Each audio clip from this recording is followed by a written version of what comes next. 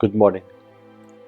I'm here to talk about the terrible situation that Yemen as a country lives. The first message I would like to talk about is we're talking about a zone, an area, that is in the center of all the major problems, of all the modern problems we see out in the world.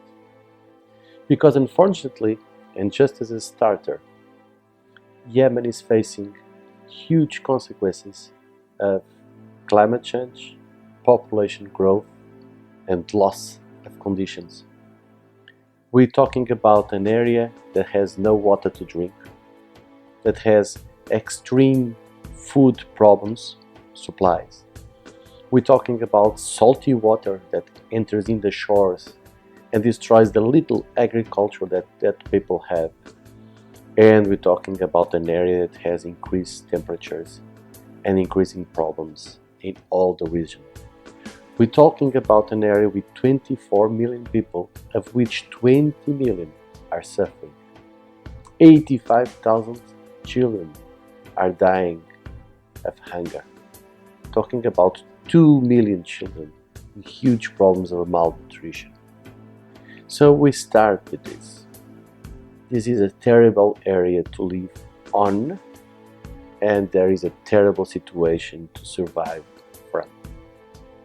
The second message I want to talk about is this country is in the middle of two Cold Wars and two proxy wars.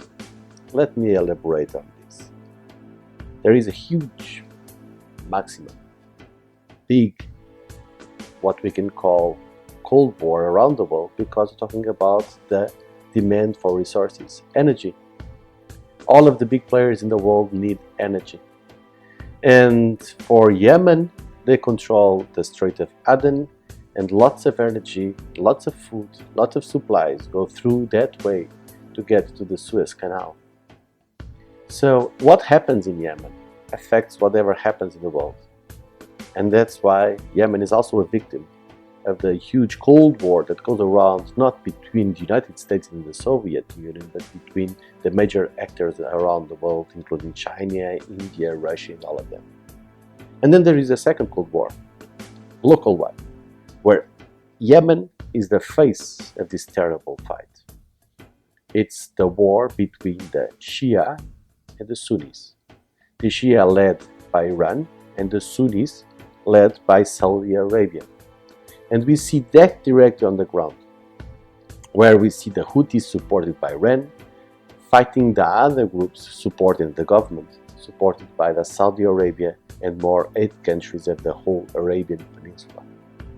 So it is a second Cold War between the dominance of the whole world, between two tendencies, but especially in the region between Shia and Sunni, between Iran and Saudi Arabia.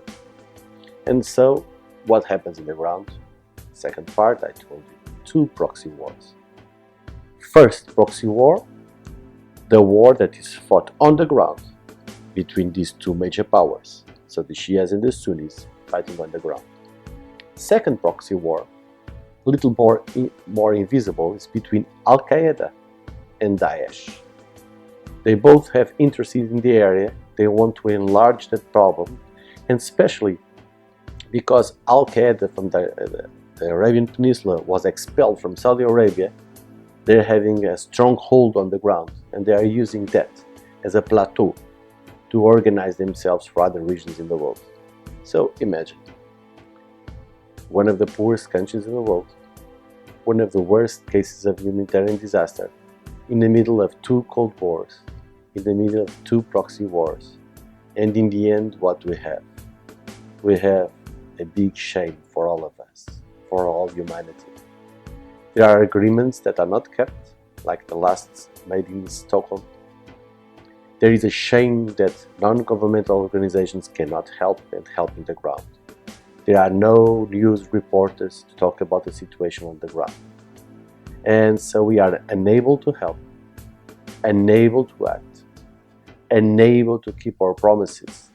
And we're talking about one desperate areas where all of our values, all of our identity as humanity has been lost. We must change this.